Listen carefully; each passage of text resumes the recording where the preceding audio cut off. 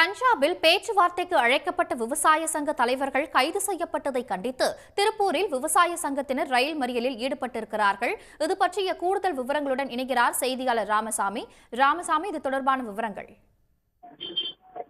நிச்சயமாக விவசாய பொருட்களுக்கு உற்பத்தி செலவுடன் 50% சேர்த்து விலை நிர்ணயம் செய்து கொள்முதல் செய்ய வேண்டும் என்ற கோரிக்கையை விடுத்து போராட்டத்தில் ஈடுபட்டு வரும் விவசாயிகளுடன் 7வது கட்ட பேச்சுவார்த்தை பஞ்சாப் மாநிலம் சண்டிகரில் சில தினங்களுக்கு முன்பு நடைபெற்றது.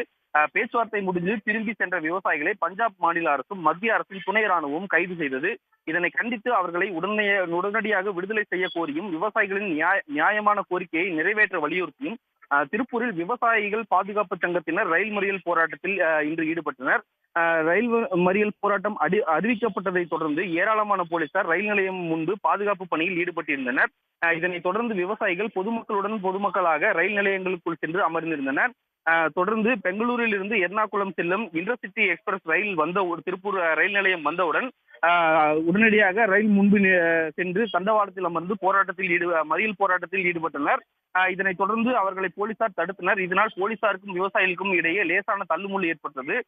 தொடர்ந்து ரயில் மறியலில் ஈடுபட்ட விவசாயிகளை போலீசார் கைது செய்து அழைத்து சென்றனர். இந்த போராட்டத்தில் ஈடுபட்ட 30க்கும் மேற்பட்ட விவசாயிகளை போலீசார் கைது செய்துள்ளனர். இந்த ரயில் மறியல் போராட்டம் காரணமாக திருப்பூர் ரயில் நிலையத்தில் சிறிது நேரம் பரபரப்பு நிலவியதுடன் இன்டர்சிட்டி எக்ஸ்பிரஸ் ரயில் சுமார் 10 நிமிடங்கள் தாமதமாக திருப்பூர் ரயில் நிலையத்தில் இருந்து புறப்பட்டு சென்றது. தகவல்களுக்கு நன்றி ராமசாமி. உடனுக்குடன் செய்திகளை தெரிந்து கொள்ள சன் நியூஸ் பெல் ஐகானை கிளிக் பண்ணுங்க.